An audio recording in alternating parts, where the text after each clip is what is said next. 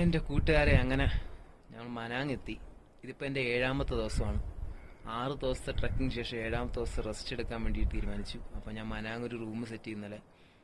ഞാൻ രാവിലെ 9 മണിയോടുകൂടിയാണ് അപ്പർ പിസാങ്ങിൽ തുടങ്ങുന്നത്. വളരെ ജെർക്കി ആയിട്ടുള്ള റഫായിട്ടുള്ള പാത്തായിരുന്നു അവിടെ നിന്ന് ഇവിടം വരെ.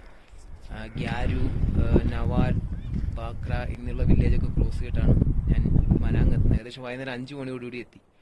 ഒരുപാട് തപ്പിപ്പിടിച്ച അവസാനം ഒരു അക്കോമഡേഷൻ കണ്ടുപിടിച്ചു, നമ്മുടെ ബഡ്ജറ്റിന് ഒതുങ്ങുന്നത്. അങ്ങനെ അവിടെ റൂം എടുത്തു.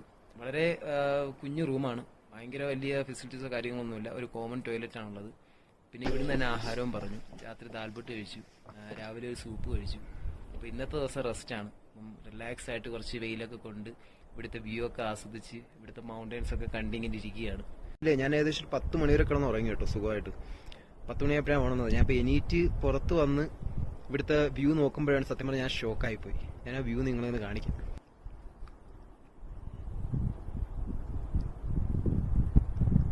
എന്ത് ഭംഗിയാന്ന് നോക്കി ഇവിടെ നിന്ന് കാണാൻ.